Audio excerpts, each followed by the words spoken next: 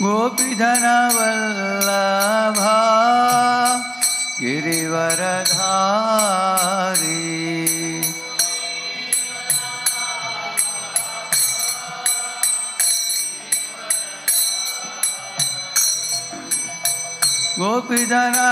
गोपीजनवल्लभा गिरिवरधारी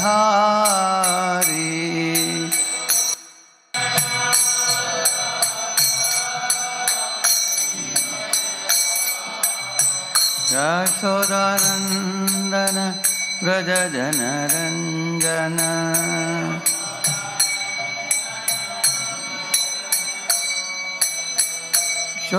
यशोदानन्दन व्रज जनरञ्जन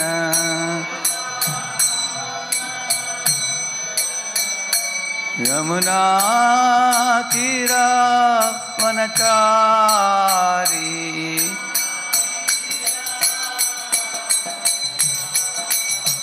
यमुना तीरा वनचारी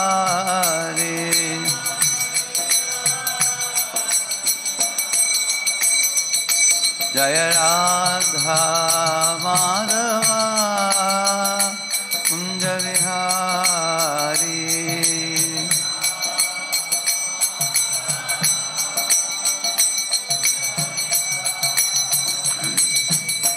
गोपीजना वल्लभा गिरिवरधारी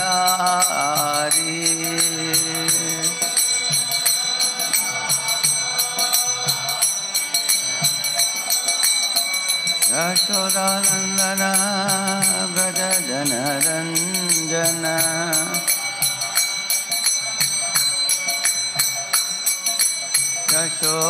यशोदानन्दन व्रज जनरञ्जन यमुना तीरा वनचारी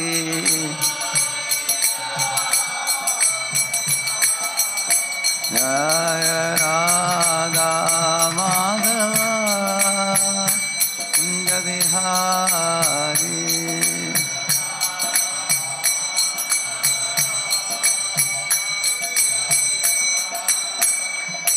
हरे कृष्णा कृष्णा कृष्णा हरे हरे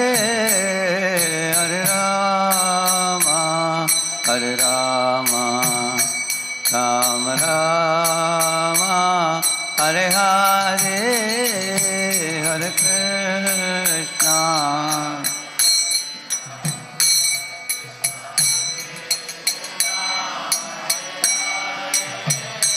हरे राम हरे Ram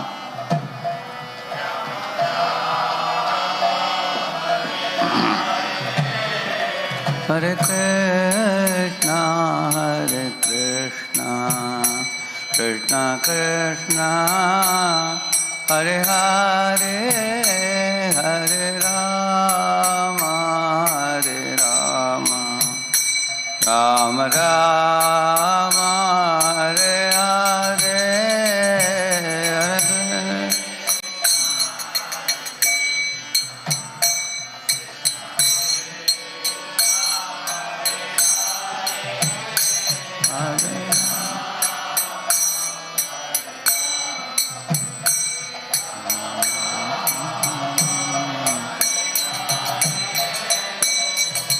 Hare Krishna, Krishna Krishna, Hare Hare, Hare Rama, Rama Rama, Hare Hare, Hare Krishna, Krishna Krishna,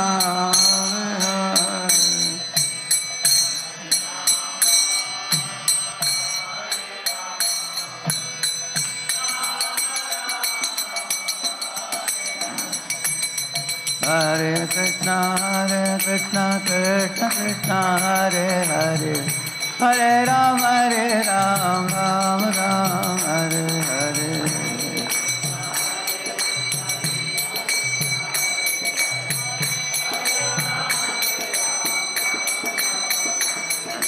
Hare Krishna, Krishna Krishna, Hare Hare, Hare Rama, Rama Rama, Hare Hare, Hare Krishna, Krishna Krishna.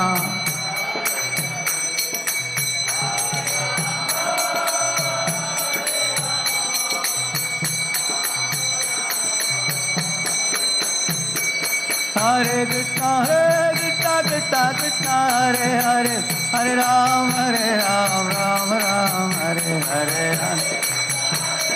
Krishna Krishna, Hare Hare, Hare Ram, Ram. Hare Krishna, Krishna Krishna, Hare Hare, Hare Ram, Ram Ram, Hare Hare.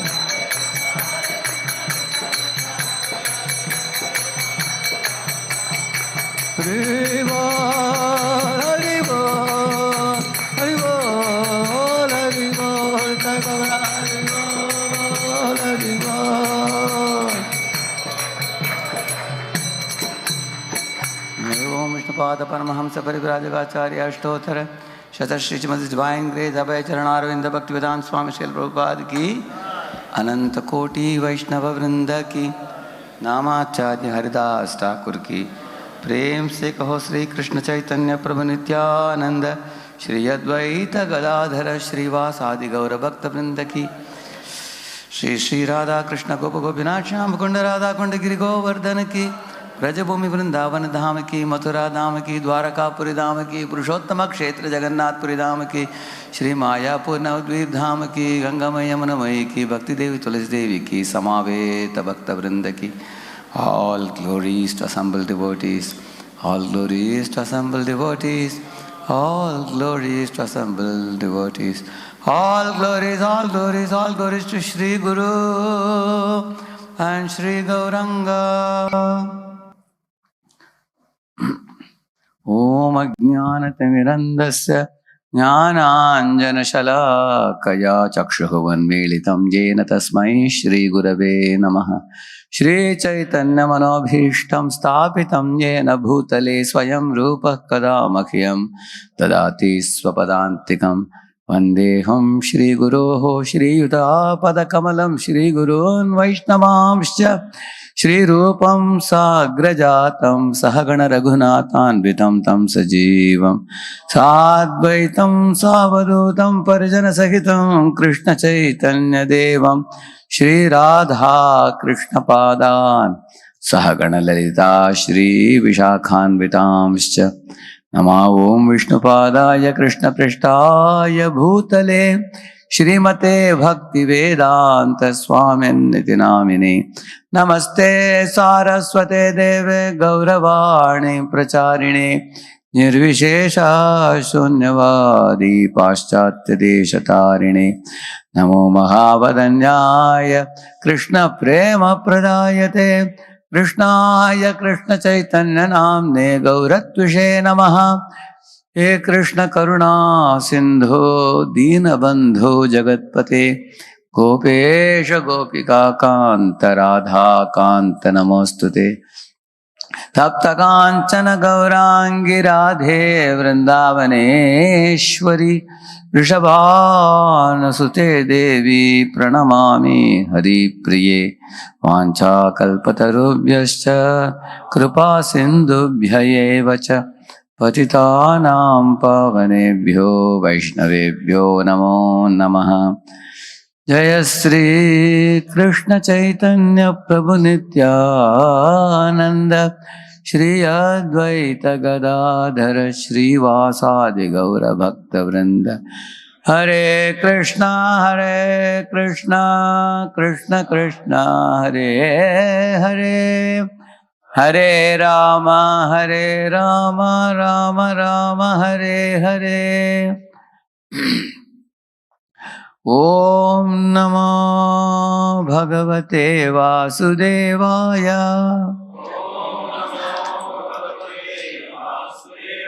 Om Namo Bhagavate Vasudevaya. Om Namo Bhagavate Vasudevaya. Narayanam namaskritya naram chaiva narottamam devim saraswatim vyasam tato jayamudiraye. Nashtaprayeshu abhadreshu nityam bhagavata sevaya.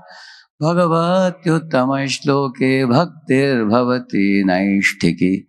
Krishnaya Vasudevaya Devaki Nandanaya cha Nandagopakumaraya Govindaya Namo Namaha. Welcome all of you for the Srimad Bhagavatam class this morning. We are reciting from the 6th canto, 2nd chapter, 42nd verse. Yarhuparatadhistasmin Adrakshet Purushan Puraha Upalabhyo Palabdhan Prak Vavande Shirasadvijaha Yarhyuparatadhistasmya Adrakshet Purushan Puraha Upalabhyo Palabdhan Prak Vavande Shirasadvijaha Yarhyuparatadhistasmya Adrakshet Purushan Puraha Upalabhyo Palabdhan Prak Vavande Shirasadvijaha.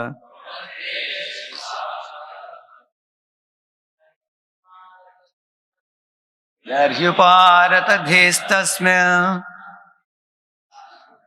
Adrakshet Purushan Puraha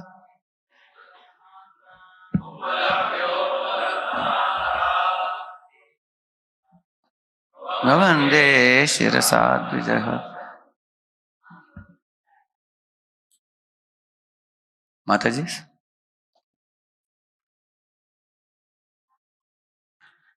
Yarhyuparatadhistasmya Adrakshet Purushan Puraha Upalabhyo Palabdhan Prak Bhavande Shirasadvijaha.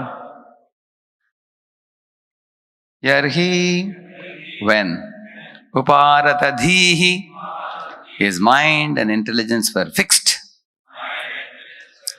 Tasmin, at that time, Adrakshit had seen Purushan, the persons, the order carriers of Lord Vishnu.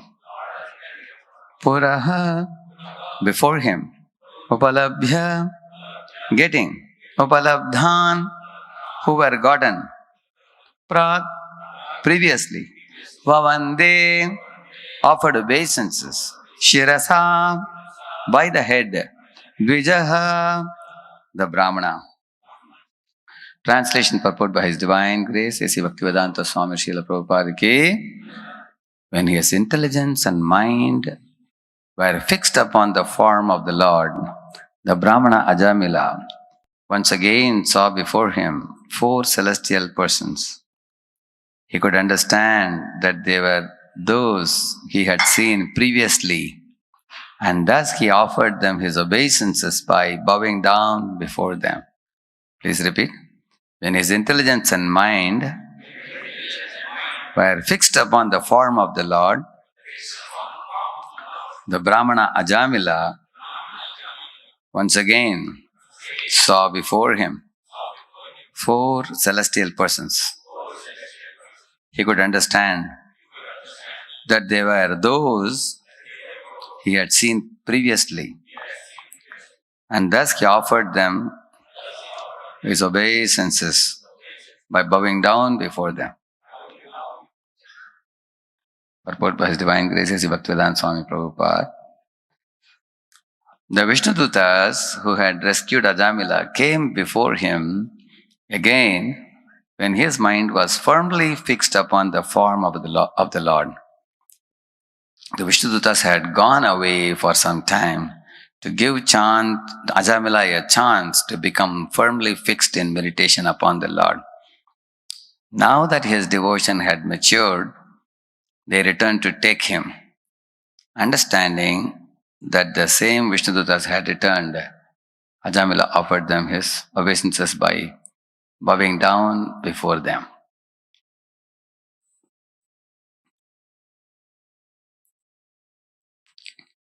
So the Vishnudutas who had come when Ajamila had called out the name Narayana very loudly.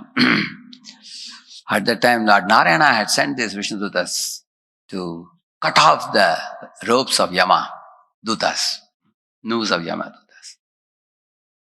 So how powerful is the Lord's holy name came to be revealed to the whole world, which later on Yamaraj exclaims, Namocharana Mahatmyam Hare Pashyata Putrakaha Ajamilopitenaiva Mrityupashadamuchyata. He says that Nama Ucharana Matrena Hare, Lord Hari's holy name, when it is pronounced, Putraka, oh my servants and sons, he is calling his Yamadutas. Ajamilopitenaiva. Why he uses the word api? A sinner as great as Ajamila. Mrityupasha damuchyata. He was saved from the Mrityupash or the Yamapash, the ropes of Yama, which cannot be escaped by a great sinner by any other means. So Srila Prabhupada says that if a president wants to give amnesty to a prisoner, he can. Even though the prisoner is kept in the jail and he may be given a lifelong confinement till last breath, the president of a country or a prime minister of a country can give amnesty. Amnesty means he can release him. Therefore, a prisoner can directly write a letter to prime minister or president of a country. So if he writes and he seeks forgiveness, and if he has to be forgiven, if the prime minister wants, he can forgive, and he can surpass all other rules and can forgive. So in the same manner, one can avoid putting any petition to any of the demigods. One can put a petition directly to Supreme Lord. Ayinanda tanuja kinkaram patitam mam vishame bhavam budhau kripaya tava pada pankaja stita dhuli sadrisham vichintaya. So this is a direct petition to the Lord. Somehow or other, I have fallen into this ocean of birth and death, my dear Lord. Please kindly pick me up and place me in your lotus feet as one of the millions of devotees. So, if Lord so wishes, he can do that. Just like I heard the story of how once a ant was, moving on a branch of a tree. Somehow he slipped and fell into the river. So, you can imagine the ant in the middle of a river. How can it get out? There's a fastly flowing current. He has no ability to get out of the water. His only destiny is to drown in the water and die.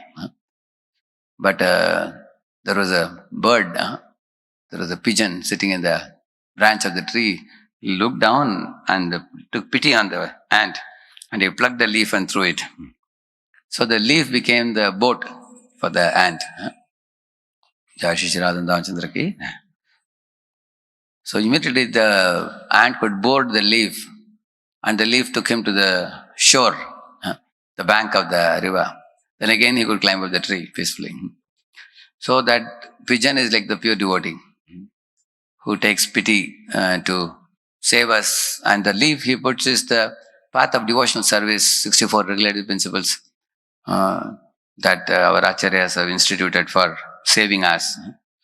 We can take shelter of these devotional activities. and epitomized by the holy name. Most important thing is the chanting of the holy name. All activities, deity worship is accompanied by holy name. Recitation of Srimad Bhagavatam is accompanied by holy name. Similarly, the japa is holy name itself. So, in this way, when we are saved by the mercy of the Lord and His pure devotee, one can.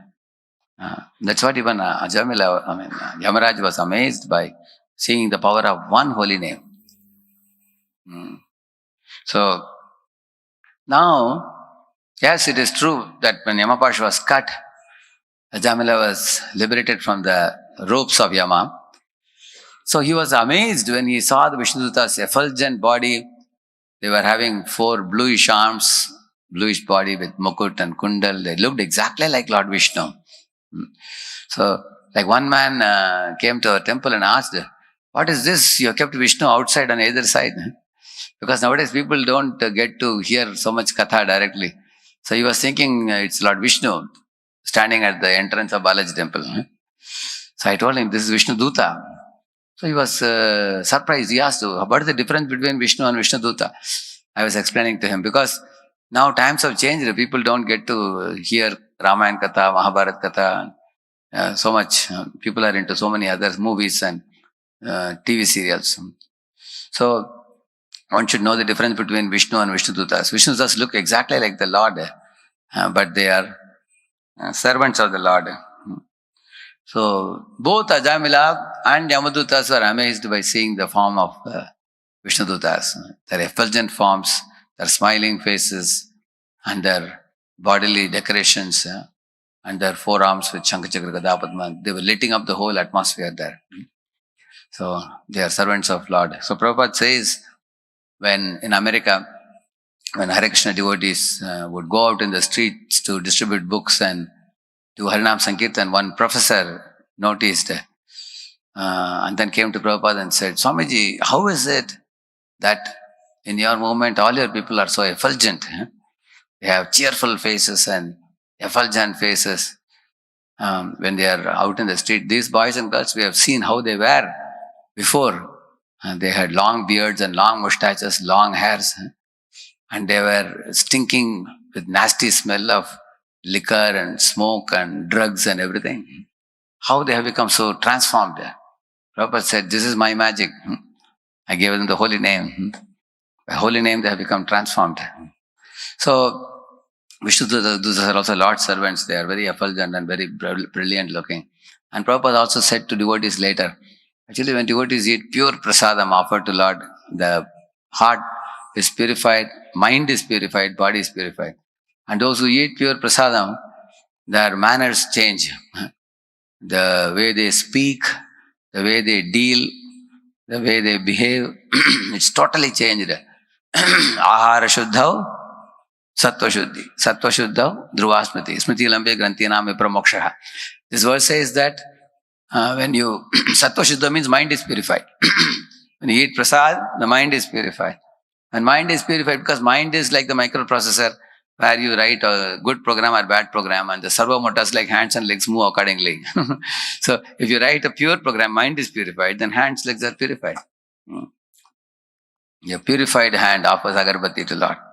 Impure hand smokes cigarette. Isn't it?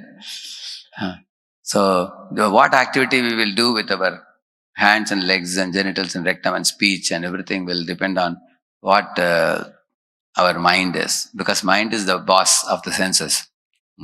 Mind activates the senses. So, ahar shuddha, sattva shuddhi. Sattva shuddha, dhruva smriti. Actually, once remembrance of the Lord is revived and one becomes free from all entanglements by that. So, Prabhupada said the habits that a Krishna conscious devotee cultivates are made possible by the chanting of the holy name and eating of the holy prasad. Because the tongue has 2 activities, one to vibrate, one to eat. So if you eat prasad and vibrate the holy name, we become purified and effulgent and happy and joyful. So when the Vishnu Dutas had come, at that time Ajamila heard the dialogue between Vishnudutas and Yamadutas, back and forth. Somewhat like a table tennis match. Who is going to win? You are seeing both the sides. If Yamadutas win, he will be taken to Yamasa board. If Vishnudutas win, he will be cut off, he will be saved from the Yamapash. So at last, therefore, Ajamila was the most attentive to hear every word that was spoken. Just like you heard in the Dundukari and Gokarna pastime of speaking Bhagavatam. Dundukari was sitting inside a bamboo pole like this. First day, one knot cut off. Second day, second. Third day, third. Finally, all the 7 days, the whole bamboo fell apart. And Dundukari was liberated. He was a ghost. He's sitting inside the bamboo stick. The brother of Gokarna, isn't it? 1,000 people were sitting. But then a Vaikuntha airplane came. Everybody thought it is for the elder brother Gokarna because he's the one who arranged for the recitation of the Bhagavatam. And he is considered a saintly person because he was born from the mango given by the sage to that Brahmana. So therefore, but then that Brahmana's wife didn't eat the mango. She fed it to a cow. So when he was born from the cow, he was Gokarna. His ears were like go. But he was a saintly devotee. So they thought he is going to go back to Godhead. But then instead of he going, his brother Dundukari was a ghost, was liberated. And the Vishnudutas at that time said, we have come to take Dundukari. And Dundukari had tears in his eyes. He circumambulated his brother and offered flowers to his feet, bowed down. He said, you are my guru. You saved me. Otherwise I was heading towards hell. Hearing the Srimad Bhagavatam, now I have been elevated to the stage of going back to Vaikuntha. So, and after the Vaikuntha airplane flew up in the sky, all the people asked, what about us? We also heard 7 days. We were not taken back. Where did we go wrong? So then Gokarna said, you see, he was in a desperate situation. My brother Dundukari, he was in a ghostly body. He was constantly in pain and suffering. So he was hearing with a very great desperation that he wanted to somehow or other get liberated from that body. So every word that was spoken, he heard attentively. So he said, but not everyone was attentive. Others, somebody went to drink water, or somebody went for passing water. They went here, there. They weren't very attentive. So they said, give us one more opportunity. We all want to hear again. So of course, the second time Bhagavad Gita was arranged and 1,000 devotees attended, and at the end of the 7 days, 1,000 airplanes came and took all of them. So that is about the attentive hearing. So here Ajamila attentively heard the speech by the Vishnudutas, and the hearing itself is purifying. Hearing the glories of holy name itself is purifying, and what to speak of someone who will chant the holy name after hearing the glories, then naturally he will also get purified. But Ajamila wanted to express his gratitude to them when they saved him from the Yama's rope. But then Vishnudutas did not wait at all. They went behind and they vanished. Yamadutas also vanished. Now he was left alone after that. Why? That reason is given here by Prabhupada in the purport. The Vishnudutas who had rescued Ajamila came before him again when his mind was firmly fixed upon the form of the Lord. That means the Vishnudutas wanted to give him some time for doing the homework. And what is his homework? At that time, he was not having Vyavasayatmika Buddhi, which is firmly fixed, means he was not having one-pointed attention on Vishnu. He was just saved from the Yamapash, but he still had a lot of big backlog of impurities which had arisen from, huge amount of sins committed by him in order to satisfy that prostitute whom he brought as a wife to his home. So he had killed many people, he had looted many people, robbed many people passing in the highway. So in this way, Ajamila had a lot of sinful baggage. His mind was very distracted and disturbed and fearful, having seen the Yamadutas. He needed some time to, get purified by practicing devotional service. So therefore Prabhupada says here, the Vishnu Dutas had gone away for some time to give Ajamila a chance to become firmly fixed in meditation upon the Lord. Yeah. Because firmly fixing our mind in meditation on the Lord needs some time. Therefore, spiritual life is not some occasional outburst of some bhakti emotion. Spiritual life is a consistent commitment. It is not the occasional outburst. Occasional outburst means sometimes people say that, when the Darshan opened, I cried tears. Or I heard that one particular kirtan, my hair stood on end and I cried tears. People say, okay, that's nice. You are fortunate to experience that occasionally. Regarding that, in the Nectar of Devotion, Prabhu Goswami writes that there is something called Ratyabhas. Ratyabhas means if a devotee is very pure-hearted, he is singing the glories of the Lord or the holy name of the Lord. Then if we happen to be there, we get affected by it. Because it is springing from the depth of the heart. Bhaktivinoda Thakur says the holy name arises from the heart, emanates to the tongue and permeates the material covering of the devotee's body and sanctifies it also when it dances in the tongue of the chanter. So just like our Gajendra also, evam javasito buddhya samadhaya manohridi jajapa paramam japyam prag janmani anusikshitam. Here also it is said that he broke through the material coverings when he called out the Lord, he says. Which means he was very, very conscious of calling the Lord. So that spiritual consciousness permeated his subtle body and gross body completely. And that is bhakti actually. Bhakti is not done with identification with the gross covering or the subtle covering. Actual gross and subtle covering should become purified by the chanting of the holy name. One identifies, I am servant of Krishna, I am servant of devotee, servant of Guru. And I don't belong to this material world. I belong to spiritual world. I am insignificant. So these kind of feelings, when they dominate in the heart of the devotee, then it's a spiritual call. So he was not in that platform because although he had called Narayana's name, it is still called, Niraparadhanam, for one reason, because he didn't intend to be saved from Yama's ropes. He didn't diplomatically or cunningly make a plot that all my life I'll be a sinner and then I'll call out the Lord's name and I'll be saved. Some people ask, that is actually offensive. That is the seventh offense. So he didn't intend anything. He just called out his son's name out of fear and he was saved by Vishnu Dutas.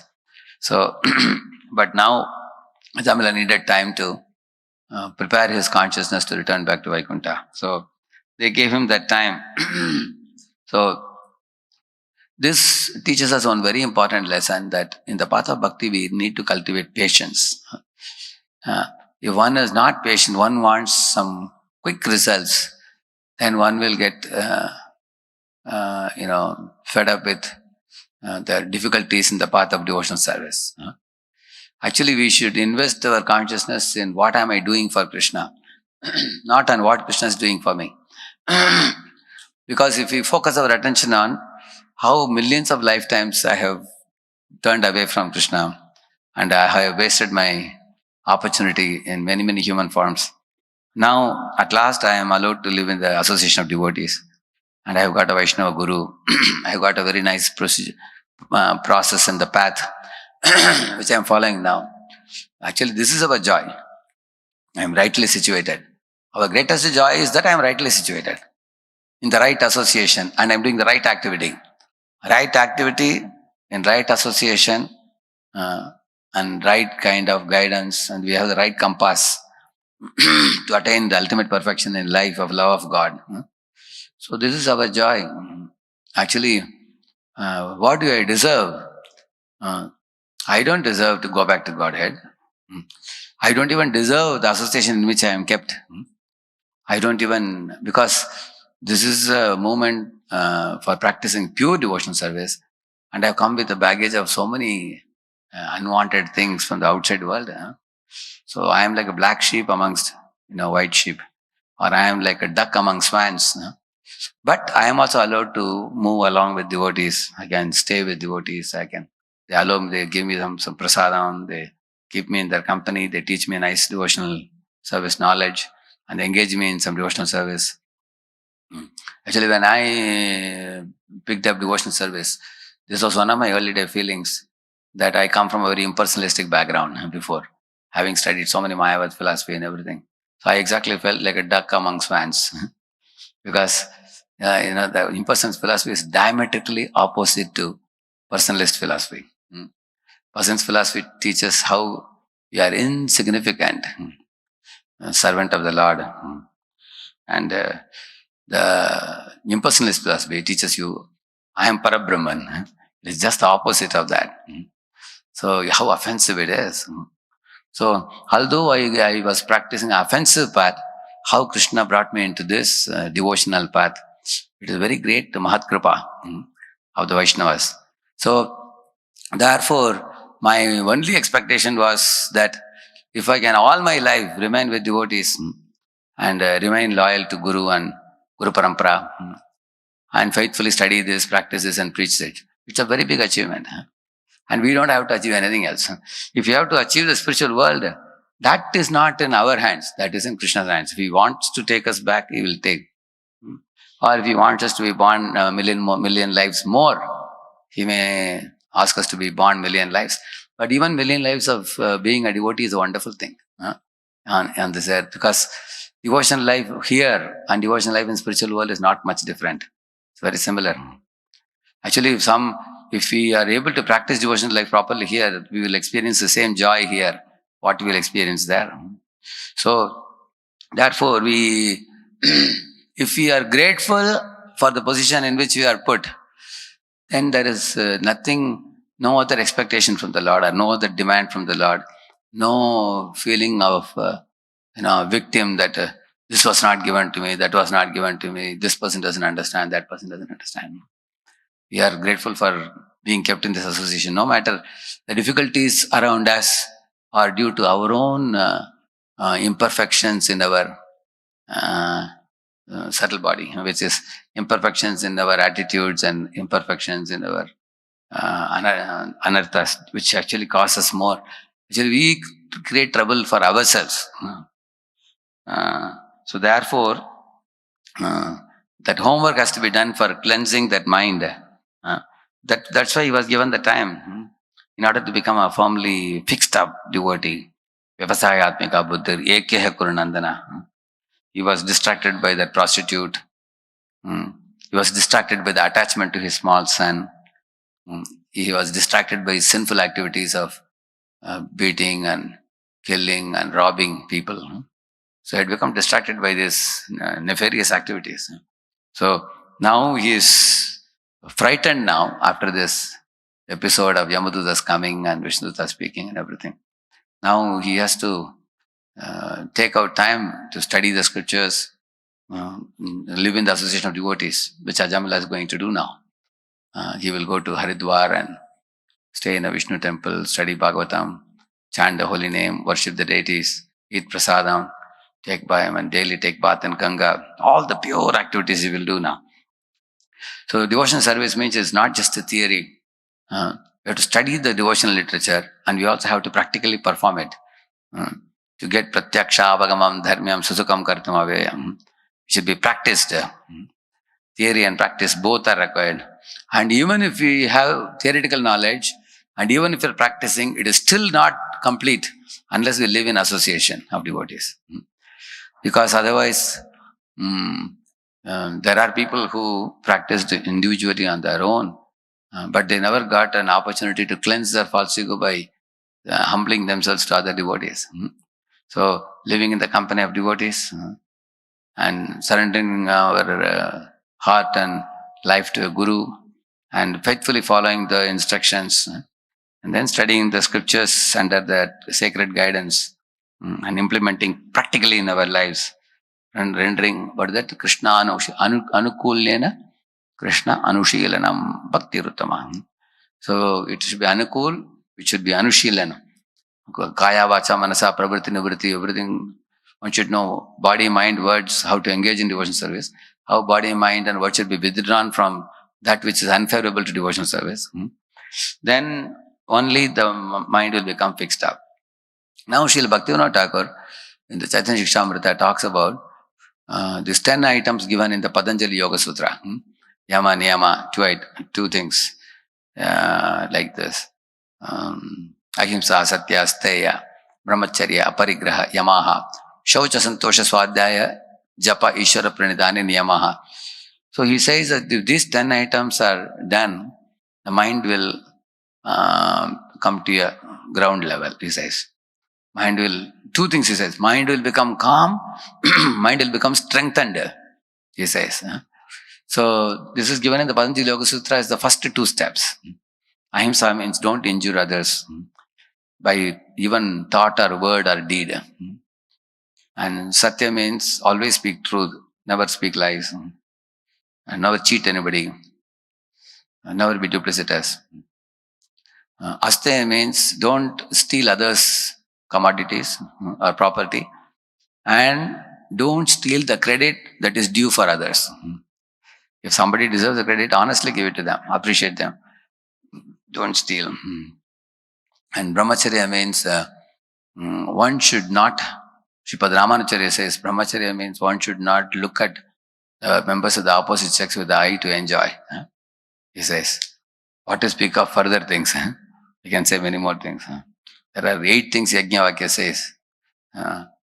Looking at a woman for enjoying, but having a dialogue with woman, or dallying with woman and for the sake of enjoying. Actually, these are all polluting agents for us. Although one is allowed to marry and have a proper grihastha ashrama, where husband and wife jointly practice devotional service. And there are also grihastha brahmacharis also. So one should actually use the virya for producing children and not unnecessarily squander it, waste it. So in this way, the brahmacharya means brahmacharya means always absorbed in absolute truth. So just like a cow is also doing charna, grazing the grass. Similarly, brahmacharya means we have to graze on what? Absolute truth, taking darshan of the deity, studying the scriptures, chanting the holy name, completely absorbed in it, soaked in it. And aparigraha means one should not accumulate goods more than necessary for keeping body and soul together. So I always used to wonder what will happen if somebody accumulates more. Recently I did a little research on this. I understood this point, that Shastras say that when you accumulate things, and if you are still not free from material attachment, then the things which you accumulate will also increase proportionately your material attachments. But if you are detached materially, even if you are king of the whole world, there is no problem. If you are like a lotus in the midst of a muddy pool of water, but the lotus is never affected by mud. Correct? If you can remain like that. And that is how Ambarish Maharaj was. Griheshu dareshu suteshu bandhushu dipottamassandhanavajivastushu akshaya ratnambaranam baradishu anantakosheshu akaron asanmatim. Here is a description of Ambarish Maharaj's opulences. It is said he was living in a huge palace, had many wives, many children, and many relatives, bandhu bandhav, many relatives. And he also had golden chariots, he had huge elephants, he had thousands of horses and foot soldiers, and many chariot soldiers also, ministers and all. He was surrounded by all of them always. And he was wearing costly dresses and costly jewelry also. And he had Ananta Kosheshu, he said, inexhaustible treasury. So much treasure, because he was the king of the world. Although he was living in the midst of all these things, he considered all of them like a piece of stone, it says. He did not give any weightage to them. He was not attracted to them. This is the main point. That means the material opulences did not entangle him. The material opulences existed as a consequence of his prarabdha karma. They came, but he was cut off from them because his consciousness was sold out to Krishna completely. On the other hand, there are people who can become attached to even small things, even if they possess little. So, therefore, aparigraha actually means detached from the material belongings, because actually it is not, the right word is not detached, it is non-attached. Because the impersonalists try to detach themselves. They try to give up the things of the world out of fear that they will entangle me. And the karmis, they try to accumulate more and more goods. They want to do economic development, material improvement, bigger bungalow, bigger car, bigger bank balance, a bigger number of followers and everything. Because by accumulating more and more, they are feeding on their material enjoyment. And they are becoming more and more entangled by that. So materialist karmis become entangled, and jnanis try to become artificially detached. Whereas the bhaktas are supposed to actually take everything in this world and give it to Krishna. So that is the meaning of non-attached. So when one is non-attached, this is aparigraha. These are 5 things I told you. First one is ahimsa satya asteya brahmacharya aparigraha. Then these are don'ts, and then there are do's. And the shaucha, santosha, swadhyaya, japa, ishara pranidhane, niyamaha. These are do's. What are they? He says, shaucha means cleanliness. Take a bath, keep the body clean, keep the speech clean, keep the mind clean, keep your money clean. How to keep money clean? Give charity. Because if we, while earning money in this world, sometimes some mistakes happen. Sometimes the Vaishya may keep some profits and tell lies to people. So therefore, if you give charity of the money gets purified. So speech, thought, speech, body, mind. Mind can be cleansed by chanting of the holy name. So shaucha, santosha means satisfaction. Is satisfaction an enemy of ambition? People ask this question always. Actually, if our ambition leads to entanglement, that ambition is a great curse. Our so-called ambitions. So, in the Vedic times, kings also had ambitions. Like Yudhishthira Maharaj had ambition to perform a great Rajasuya Yajna. But he confirmed it from 5-6 different people that his ambition is not going to spoil his spiritual life. He asked Vedavyas, he asked Krishna, he asked Dhaumya Rishi. Although everybody told him that you have absolutely no false ego, you are doing this yajna only for glorifying Krishna. Repeatedly asked many sages. And after making sure that, yes, I am doing it for glorifying Krishna, then only he did that. So, it goes to show that he was very clean in his attitude. Yeah. And Santosha, he was also satisfied. Even in the forest, he was satisfied. As a king of the whole world, he was always in a satisfied position. He never actually hankered for anything. So, that's a great wealth. If somebody is satisfied with whatever position Krishna puts us in. It's not that we become lazy bums in satisfaction. We will do our work in a detached spirit. We should live in this world in a renounced spirit, Prabhupada says. Like I am living in this big temple hall of Radha Chandra. We have a very nice facility, ashram. We have this beautiful project of 6 acres land. And so what is our connection to this property? In this lifetime, by some unimaginable good fortune, we are allowed to live in a temple premises and then do some services. But we are only present here by some mercy, and then after some time we will be gone out of this place. We can't be here all the time. We all come in this world, we're put in a position, and then we move out. Actually, you will see in this world so many people have become kings, and then they have gone, then the next many kings came. Similarly, so many people, just like in a Rotary Club, you see every year they have a rotating president, correct? No? You come, and then you stay, and then you go away. Next year, another president takes up. Similarly, we have the Olympic torch. You run some distance and you give it to somebody, and then they run some distance, they give it to somebody.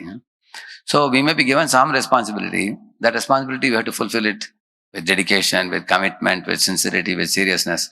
And then once your period is over, you hand over and you push off. And if you have done well, Lord is pleased with you, then He'll take you back to this place.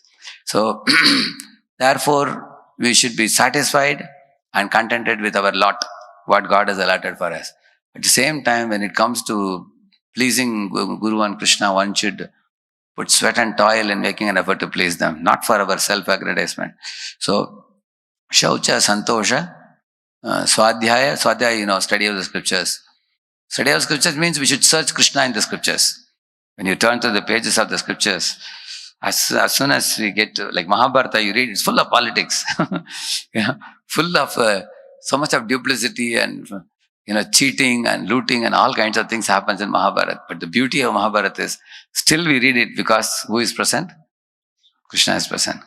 Therefore, the shloka, Chanakya shloka, Prata Kalena Dyuta Prasanga, he says, and then afternoon time, different prasanga, 3 prasanga he says. Mahabharata means Dyuta Krida, they have gambling match.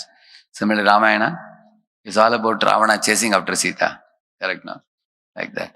So, although these literatures appear to be having some Rakshasa chasing after a woman, or they're playing gambling match, still great souls read these books. Why? Because in these books, the hero is Krishna. So when the Kurukshetra war, we are not interested in any war. We are interested in Kurukshetra war because Krishna is present there. So we should search for Krishna in the scriptures. There is one verse in the Bhagavatam, Uru Vicharasi Swanaha, there is one verse, which means it says that anybody who reads Bhagavatam sincerely will very soon see Krishna emerging from the Bhagavatam, out. And Krishna's darshan will happen in the heart of the devotee who studies Bhagavatam very nicely. Vicharasi Uru Swanaha, Vicharasi Uru Swanaha, that's a Bhagavatam verse only, it says. Krishna is moving and coming out of Bhagavatam. So, that is Swadhyaya. Japa is the chanting of the holy name, which is the most vital thing. And Ishvara Pranidhani means humble disposition in the presence of the Lord. Prabhupada says, when we come to the temple and look at the deities, what should we think? So Prabhupada says, oh sir, oh my master, I am here to serve you. How may I serve you? Like that one should meet the deities, he says. And another place Prabhupada says, when one sees the Lord, one should feel that song which Bhaktivinoda Thakur sang, that, oh my Lord, I am like your dog, Tomara Kukur. What is that, Vaishnava Thakur? Tomara, Sarvasvatomar, correct. Sarvasvatomar, Charane Sampiya, Pode Chitomar Gare. Tumito Thakur, Tomara Kukur, Boliya Jana Ho More. Vandiya Nikate Amare Palive. There it goes on. So, in that song he says, my dear Lord, I am like your dog in the house of my master. And whenever your darshan aarti opens, I will come running to take your darshan and I will dance in the kirtans. And when I hear the holy names, I will jump in great joy. And whatever little prasad the Vaishnavas give me, I will eat that prasad and I will be completely satisfied. Whatever uchishta they give me, remnants. And also, I will not allow the atheists and enemies to criticize you or blaspheme you. I will bark and drive them away. That is our devotees arguing and preaching and defeating scientists. Defeating atheistic scientists and defeating blasphemers of the Lord. So in this way, I will just live at your lotus feet very joyfully. So your purpose is, this is the consciousness, Ishvara Pranidhani. We have to live in a mental disposition of being insignificant servant of the Lord or like a dog of the Lord. It's a very joyful position. The joy of servitorship is million times more than the little, the little joy of being an imagined master in this material world. Imagined master is the Purusha. Purusha prakritistohi bhunkte prakriti janmana. Karanam kurana sangosya sadasat yoni janmasu. That verse talks about the jiva imagining himself to be the master. Krishna is predominator, we are predominated. Krishna is master, we are servant. Krishna is the enjoyer, we are enjoyed. So, if we accept our position, then by serving the boss serving the master, we become very joyful. Actually, in this world also you will see, actually when all the parts of the body serve the belly and the belly nourishes all parts of the body. All the children in the school obey the principal and principal nourishes the children with education and everything, isn't it? All the people in a country pay tax to the king and the king nourishes the citizens with all amenities, facilities, protection, everything. Similarly, millions of jivas all have a common master, Krishna. We align ourselves with his will and we become protected, nourished and cared for by him. So, on this platform, mind becomes one-pointed. When the jiva decides, I am not going to struggle against Maya anymore. And I am not going to fight against Maya to give me, demand this, demand that, I want this to enjoy, I want that to enjoy. When you give up that enjoying propensity and we agree to joyfully become a servant, become a joyful servant, that our mind comes to ground level and then buddhi becomes fixed up. Vyavasaya atmika buddhir ekeh kurunandana. So in this way, the Vishnudutas had gone away for some time to give Ajamila a chance to become firmly fixed in meditation upon the Lord. Actually, the nature of the soul is, if the soul practices the spiritual principles, the word is used, Atasri Krishna Namadi, Nabhaved Grahyam Indriyai, Sevan Mukhe Jihvado, Swayameva Suratyada. See the word Swayameva Suratyada, which means if one begins the service with the tongue of eating prasadam and chanting the holy name, the gross senses which cannot perceive the spiritual form of the Lord, those gross senses are surpassed or they are sanctified in such a way that the vision of the Lord becomes a very natural thing. Swayameva Suratyada means, Sfurti means what? The Lord reveals himself to the devotee, in the heart of the devotee, in the life of the devotee. Swayameva Suratyadaha, he says. So, in this way, when mind and intelligence become fixed up in meditation on the form of the Lord, then Lord manifests himself. And Ajamila became calm, cool, collected, fixed up, satisfied completely. Now that his devotion had matured, that's the meaning of mature. He says, or Narada Bhakti Sutra, he says, Tushto bhavati, tripto bhavati, anandi bhavati. Like that he uses the words. What happens to a devotee in the mature stage? It's like a kacha mango and a pakka mango. At this stage, in the beginning stage, Ajamila was like a kacha mango. Later on, by practicing devotion service, it became like a ripe mango. So, of course, green mango is not very, very tasty. It creates some problem in the teeth for anybody who eats it. Similarly, in our immature stage, we create trouble for ourselves and others. But in a paripakva stage, mature stage, one becomes like a ripe mango, very sweet for Lord to accept. They return to, so now that this devotion had matured, they returned to take him. Understanding that the same Vishnudutas had returned, Ajamila offered them his obeisances by bowing down before them. Although the Lord accepts the fallen conditioned souls also, he's not only a Bhakta Vatsala, he's also Kripana Vatsala, it is said. There's one verse, Trastosmyaham Kripana Vatsala Dussahogra Samsara Chakra Kadanad Grasatam Pranita Baddhasva Karma Virushattamate Moolam Pritopavarga Sharanam Fayase Kadanu. In that verse, Prahlad says, Lord is also Kripana Vatsala. So Ajamila went from a Kripana stage to, Brahmana stage, true Brahmana, or from a Kripana to a Vaishnava.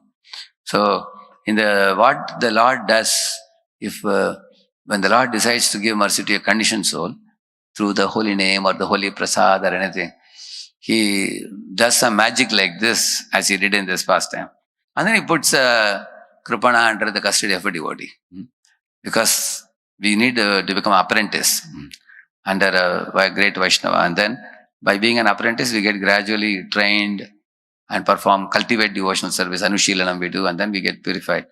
Then we become offerable to Lord. Then our Guru offers to the previous Guru, and ultimately in the hand of Radharani, and Radharani offers to Krishna. Yeah, let us take one question. Anybody? One or two questions?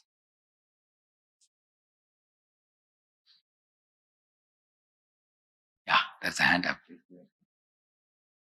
Yeah.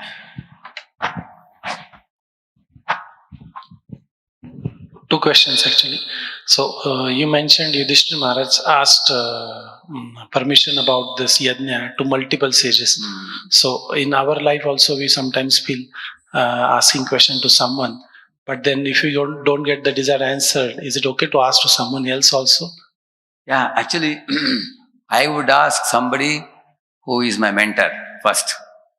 Whenever when I am doubtful about something, I'll ask my mentor. And also, we have many devotees from whom we draw inspiration, from our seniors, whom we see as role models, whom we see as inspirers, and whose spiritual life as well as their sound vibration we respect. So I also consult them. I have many seniors like that. I consult them. And at last I'll consult my spiritual master. If I have access, I can do that also, you know. And also we can consult our equal friends who are our well-wishers. We can consult them also because they are very frank and honest. They will tell you, hey, no, don't do this. They will tell you. You can check with them also. So sometimes if there are differences in opinion, then we have to have one ultimate authority whom you take it as final. You know, like in my case, I take my spiritual master's word as final. If he says do it, I do it. Otherwise, I don't do it. If he says don't do it, I won't do it. So it's not wrong to consult because sometimes when you go for consultation, not only they will say yes or no, they will give some explanation also. And that explanation we should note down. For example, say you are venturing in something, they warn you. That warning should be noted down. They are telling you for a go ahead with warning. But generally people only take go ahead. they don't remember the warnings. So when different devotees we go and you note down the warnings. Like for example, Mahaprabhu is allowing Jagadanda Pandit to go to Vrindavan. Somebody may say, oh, Mahaprabhu allowed, so I am also going. Okay. But what warnings he gave him? He said, stay for 2 or 4 days. He says, stay under the custody of Sanatana Goswami. Don't mix with the Vajabasis. You will commit offenses because they are spontaneous devotees. So he is giving some warnings. Conditions apply, correct now? So that's what I will do when I go to different devotees. Honest devotees, like even my seniors, although they are very affectionate and they will pat me and all, same time they are very honest in telling me that yes, if you take this direction, these problems will come, be prepared. And then otherwise you can drop it. So it's good to note down. And then be warned when you are venturing. Because many nice things we may want to do have their own allied problems also. Of course, we have to take risk and do certain things. But taking guidance is always very helpful rather than consult only our own mind. Our mind can be a cheater. Yeah, yes. Your question answer? Yeah, here one question.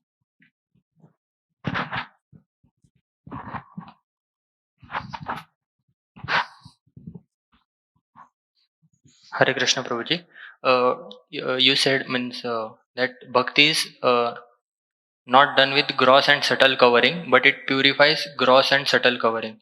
But chanting and all we do through our body. And No, actually the gross and subtle body are dead even now. Even now they are dead. Just like if I wear a gloves in my hand and I'm moving like this, is the gloves alive or dead? Dead. But what makes the gloves move? Soul. Similarly, now gross body and subtle body are powered by the soul. Just like this electric bulb is powered by electricity. If you know electricity, it will not. Similarly, the gross and subtle body function only because of the presence of the soul. So the holy name ideally should emanate from the soul, permeate the subtle body and gross body, and it should manifest outside. That's ideal way of chanting. But at the moment, what happens? The soul is wrongly identifying with the gross body. Like when you look in the mirror, you think, I am fair, or I am black, I am tall, I am short, I am fat, I am thin, I belong to this caste, or I am an engineer. So that's what is called asmita, we call it. I am engineer Osmi, I am Dr. Osmi. Things like that. It's called asmita. So we are wrongly identifying. The problem with wrong identification is, as soon as you identify yourself with one wrong identity, you are going to do activities in line with that. For example, I think I am an Indian. Then I will think that I am a patriot of this country. Nationalism counts. If I think I belong to this jati, then I'm going to work hard for that jati people. Correct, no? So if somebody identifying with this dog, he's going to spend a lot of time with this dog. Correct, no? So therefore, we have to cancel all the false identifications. And we have to identify that I am a Vaishnava Das, I am a Guru Das, I am Krishna Das. So that identity we have to. So what do you think who you are? Is very important in spiritual life. So once I properly, correctly think this right identity, who am I? I am Krishna Das, Bhakta Das, Guru Das. So that consciousness we have to repeatedly cultivate. By cultivating that and then chanting the holy name will be more rewarding. Is it all right? Yeah, thank you. Sri Prabhupada, I have one more question. Okay. My turn. Hare Krishna. Prabhuji, in this pastime, there are benedictions given afterwards when in this Yamraj glorifying the holy name. So if somebody has bowed down the Lord even once or chanted even once, so then he will not go to Yamloka. So there are so many people, even the devotees also chant good amount of holy name. Afterward, they make a mistake also. And actually, they may not go to Yamaloka, but in this world, they may suffer like Yamaloka. Like, for example, even on earth also, have you seen people in slum and how they suffer? There are so many beggars who don't get food once in 3 days also. Is it not hellish? Actually, I can see even in this world, people live lives like hellish life. You don't have to necessarily go to the Plutonic planets below. Even in this world, you have seen, correct now, how dirty clothes they wear, what dirty food they eat. They live in slums, many of them, and they fight like anything. People. Even the dogs also, sometimes in the early morning, you find 2 dozen dogs are fighting. You've seen that? Because they can't control their senses, Prabhupada says. So what a horrible life it is. Or look at the pigs, what they are eating, and see the lifestyle. Even on earth also, there are hellish lives. It's not that we have to physically only go to hell. Also, there is benediction that they will not get the body of animals. No, Prabhupada writes in the Bhagavatam purport that if somebody goes to Dham and is doing illicit sex there, then they can become monkey, pig or dog. Prabhupada writes that. So because he is misusing the human form in the Dham also, it's a very great sin. Sometimes Prabhupada says some yogis go to Vrindavan to stay. The goal is to perfect life. But after going to Vrindavan, similarly some ladies who have become widows, they also go to Vrindavan and stay wearing white sari. But sometimes these yogis and widows become attracted to each other and they both do illicit sex and both become monkeys. Monkeys or dog or pig, they suffer. And the only advantage is you can be a Vrindavan monkey. That's the only advantage. Because you went to Vrindavan and practiced. Some bhakti you have done that. So Radharani will give you shelter in Vrindavan. We can be a Vrindavan pig, Vrindavan dog or Vrindavan monkey. At least for one lifetime, Prabhupada says. At least means what? Maybe for some more time also. You can't say. So one should not take risk. Actually, one should not say, now I have bowed down to Krishna once. Now I should now. No more animal body. No more going to hell. Now I am scot-free. I can do whatever I want. Can we say like that? Is it proper? Actually, one thing, we should not exploit Lord's compassion. Just because Lord is giving lenience, we should not abuse that lenience. Rather, we should think that, just see how merciful the Lord is, just by bowing before His deity, manmana bhava madbhakto madhyaji mam namaskuru. Lord says mam namaskuru and I did namaskar and Lord is ready to save me from going to hell. How merciful He is. That is what we should think. In order to understand the merciful nature of the Lord, these verses are said, not for us to take undue advantage of. Is that right? Prabhuji, when somebody chants even once, then all his sinful activities are Now, what is the meaning of that? Say, for example, you go to Vrindavan, there's a Balram hall where they serve prasad, right? No? So, if you have got the ticket, you got prasad. They say like that. But then I have experience. I once got a ticket in those days. And so much crowds of people at the entrance, Jakka Mukha, you have to give push and go. And people are saying, don't come near the gate, stand aside, you will be called. They say like that. And then once we were peeping through the gate and watching inside, people are still eating prasad, the previous pankti. After that, they got up, They threw water, they cleansed the place, then they put the chatai, made the next pankti sit. Then again we all pushed, only half of us could get inside. Other half are waiting. So it took almost 2 hours. But one thing you can be assured that if you have coupon, you got prasad, because that much prasad they cook. Similarly, you chanted one holy name, you are going back to Godhead. Your process has started. Yeah, but it is going to take time. Correct, no? Because the kitchen told us that if you have taken coupon, it is whose duty that to make sure that you get prasad? Whose duty? Kitchen devotees. Kitchen. Yeah. So they have given the coupon. They can't give coupon and say, sorry, prasad got over. They can't say that. Similarly, once you chanted the holy name, that means your process started now. You are on the right track now. But then we have to do homework further. Because the chanting of the holy name attracts 4 things. As soon as you chant the holy name, you get association of devotees. And the knowledge about devotional service. And seva engagement. And Vaikuntha airplane taking you back to Godhead. So these things will come if you are consistent. That's why I told you, devotional life means it's a constant commitment, consistent commitment. It is not an occasional outburst. But it's a consistent commitment. You are chanting day after day, month after month, year after year. If you keep doing that, then these 4 things come to you. You get devotee association, you get knowledge of devotional service, you get seva engagement. Then all these things will ensure that you go back home, back to Godhead. Srimad Bhagavatam ki, Srila Prabhupada ki. Thank you very much.